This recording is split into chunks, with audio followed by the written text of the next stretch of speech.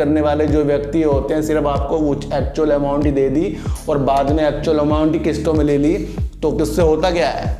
गाड़ी चलेगी? नहीं चलेगी। में हो गई 1,20,000 आपकी। तो अगर आप उसको सेल नहीं करते, आप उसकी तमन्ना देख तो 1.5 लाख हो जाए, वो 1.5 लाख भी हो गई। फिर लग रहा है ये आपको मानना ही पड़ेगा सर। देखो सर, ये चीज़ मैं आपको कल भी बता सकता था कि इसकी वजह से IRCTC में थोड़ी निगेटिव चीज़ हो सकती है, लेकिन के लिए जो बिजली चाहिए उसका 50% से ज़्यादा हिस्सा अक्षय ऊर्जा से आ रहा है।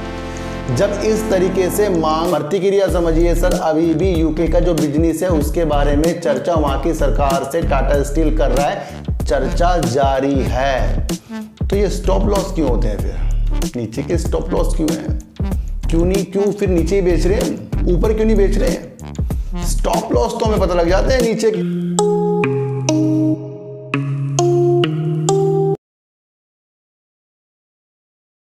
नमस्कार, मैं स्वागत करता हूं आपका अपने ही चैनल पर जिसका नाम है सार्थक बाजार से। आज बात करेंगे टाटा स्टील की, बात करेंगे NMDC स्टील की, और बात करेंगे सर सुजलॉन एनर्जी, और बात करेंगे IRCTC में क्यों हमें अब थोड़ा सा उज्ज्वलता नहीं देखने को मिल सकती है। वो किस कारणों से, वो आपको पता ही है, कल मैंने आपको बताया था अडानी एंटरप्राइजेस की सहायक कंपनी ने ऑनलाइन टिकट जो है ना बुकिंग करने के लिए किसी कंपनी का 100%, इसकी वजह से IRCTC में किस तरीके से उज्ज्वलता नहीं दिख रही है, इसके बारे में भी हम आज चर्चा करेंगे।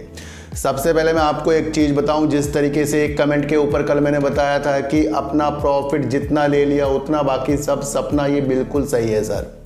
जितने भी बड़े बड़े लोग होते हैं वो कहते हैं कि होल्ड कर लो, होल्ड कर लो, होल्ड कर लो। शुरुआती तौर पर उन्होंने ही अपने शेयरों को बेचकर प्रॉफिट बुक कर अपनी अमाउंट को बढ़ाया है।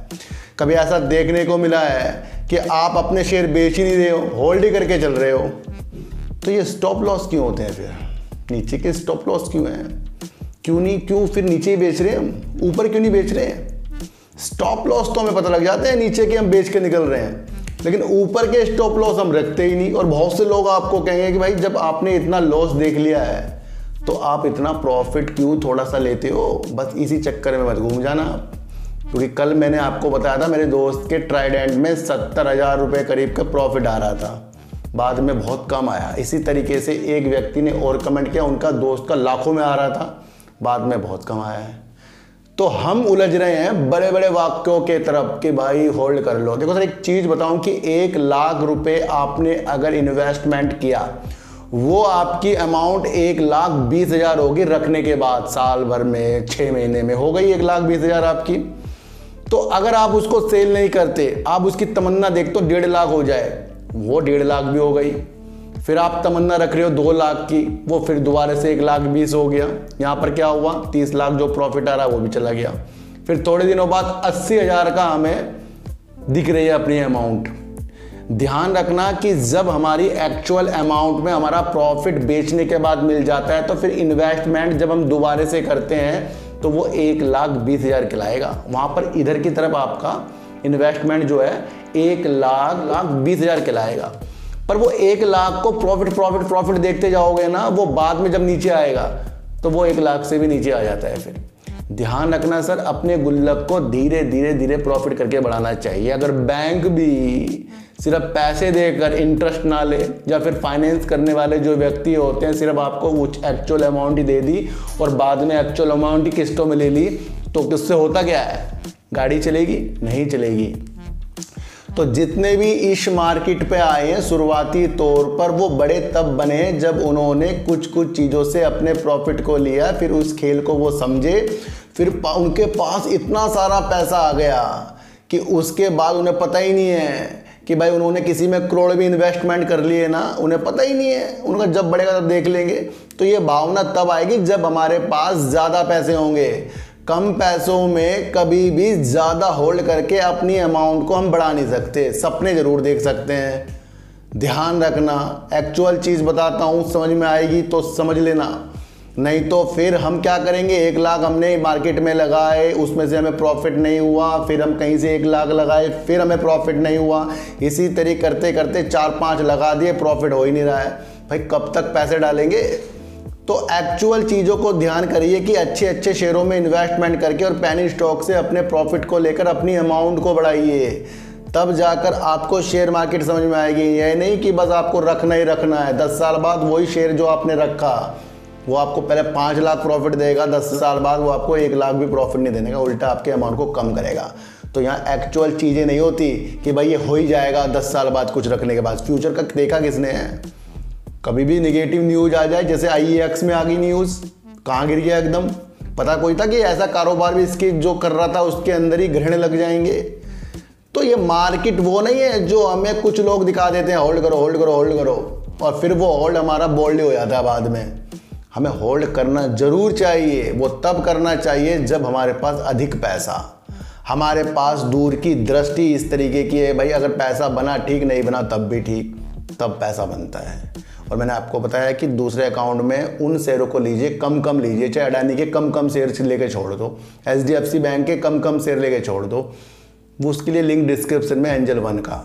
तो कल वाली बात मुझे बहुत अच्छी लगी, लेकिन कुछ लोगों को समझ में नहीं आई। वो कमेंट बहुत अच्छा था, वो जो अपना है अपना ही है सर, जो नहीं है वो सपना है। अपने पोर्टफोलियो में कब तक के ग्रीन तक देखते जाएंगे हम, कब तक के ग्रीन देखते जाएंगे? कुछ दिनों बाद जब वो रेड होता है ना, फिर दिमाग खड़कता है। या तो फिर इतने मजबूत हो जाओ, कितना पैसा है कि हमने इन्वेस्टमेंट 5 से 7 लाख किया, हमें पता ही नहीं हमारा, तो जब बेचेंगे जब हमारे पैसे की जरूरत होगी हमें, तो फिर इस तरह से हमें बनना चाहिए सर। तो अपनी अमाउंट को तभी हम बढ़ाते हैं। एक तरफ होता है ना कि 1 लाख लगाए, फिर दूसरी तरफ आता है 1,05,000 हो गए, या फिर वो 95,000 हो गए। और जब आप प्रॉफिट को ले लेते हो, उसमें से प्रॉफिट थोड़ा बाहर निकाल लो, या गोल्ड में इन्वेस्टमेंट कर दो, या किसी चीज़ में इन्वेस्टमेंट करो, थोड़ी बहुत चीज़ों को, या फिर उसी प्रॉफिट से शेयर ले लो, ताकि आपको पता लगे कि अगर आपने NMDC का शेयर प्रॉफिट से लिया है तो वो चाहे आधे हो जाए, आप तो सोचो कि मेरा प्रॉफिट है। तो प्रॉफिट करने और कमाने की दिशा और होल्ड करने की दिशा भी सब अलग अलग है, सबका अलग अलग दिमाग है। इसलिए अपनी चीज़ों को अपने गुल्लक के द्वारा भरना शुरू करो, दूसरों के नहीं। ये आपको समझकर चलना पड़ेगा। टाटा स्टील जिस तरीके से 16,000 करोड़ रुपए का कैपेक्स यानी निवेश करना चाह रहा है, वो अपने कारोबार को अच्छा, और कुछ पैसा वो अपनी सहायक कंपनी के लिए भी खर्च करेगा, जिस आपस में जो मिल रही है, और कुछ पैसा ये यूके के बिजनेस और जो इनके बाहर के वैश्विक स्तर के बिजनेस हैं बाहर की तरफ है, उसके लिए ये 16,000 करोड़ रुपए का इस तरीके से निवेश करने वाला है। तो इसको आप बहुत गुड मत समझ लेना, क्योंकि ये तो कहीं ना कहीं से पैसा लाकर किसी व्यापार को बढ़ाने वाली चीज़ें हो रही हैं।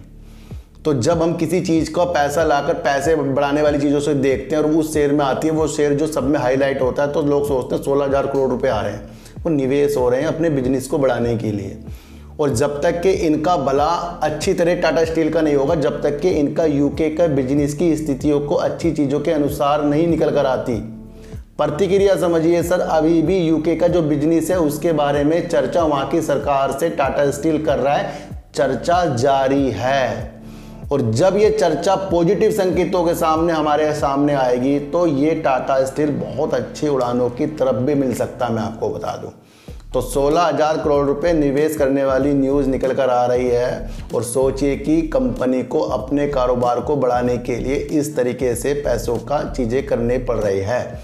और ग्रीन स्टील में अगर आपका दिमाग है, और अगर आपका दिमाग है वंदे भारत ट्रेन के लिए सिटिंग अरेंजमेंट 360 डिग्री में जिस तरीके से वो इनकी चेयर घूमेगी, और विमान जैसी जो बैठने की अच्छी आनंद आएगा, तो वो अगर नहीं कर रहा है तो समझ लीजिए फिर आपने टाटा स्टील को नहीं समझा। हाइपरलूप की भी इनकी आगे की प्रणाली है, ग्रीन स्टील में बहुत बेहतरीन तरीके से ये काम करने की योजना बना रहा है, और हर एक संभव टाटा स्टील कर रहा है।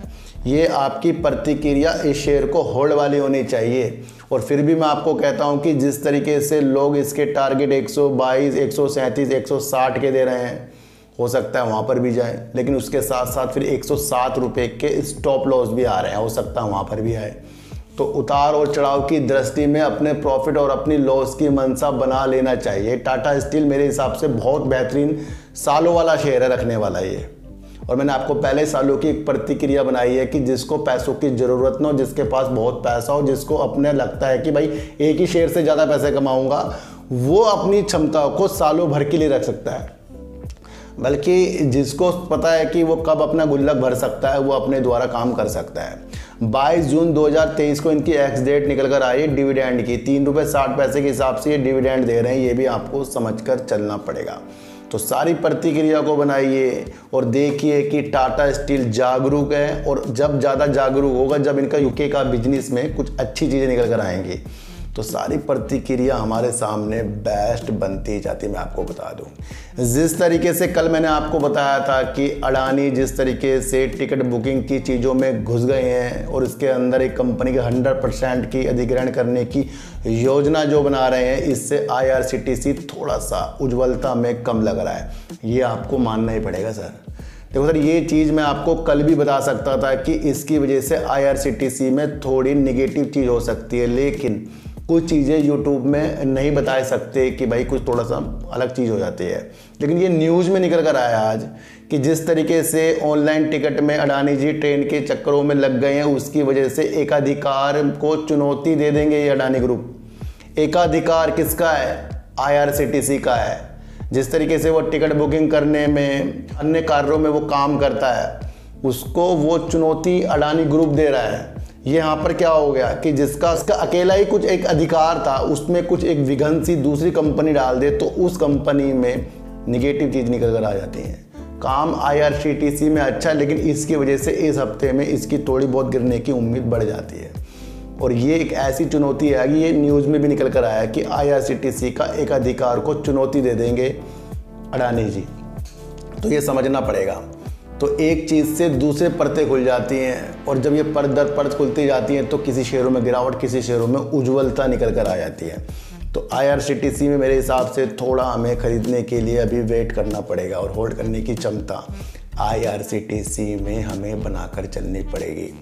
जिस तरीके से प्राइवेट न्यूज़ आपको बैंकों में या अन्य जगह भी देखने को मिली है, या इससे पहले कोल इंडिया में सरकार ने अपनी कुछ हिस्सेदारी को बेचा है, इसी तरीके से NMDC स्टील में से भी सरकार अपनी 50.79% की हिस्सेदारी बेचने की प्रक्रिया के लिए वित्तीय बोलियां बुलाना चाह रही है। कंपनी का छत्तीसगढ़ में एक प्लांट है, ब्लास्ट फर्नेस, वहां पर चालू होने के बाद से कंपनी को उम्मीद है कि साल दर साल इनकी क्षमता 30 लाख टन बढ़ जाएगी। ये एक कंपनी के तरफ से बयान निकल कर आया है। भारत का सबसे बड़ा लोहे में उत्पादन करने वाली कंपनी NMDC लिमिटेड जब NMDC से अलग हुई थी तो सरकार का इसके अंदर 60.79% का हिस्सेदारी आ गई थी। अब उसी हिस्सेदारी को सरकार अपना बेचना चाह रही है। इसी साल फरवरी में ये शेयर जो है ना सूचीबद्ध हुआ था करीब 30 रुपये 25 पैसे के हिसाब से।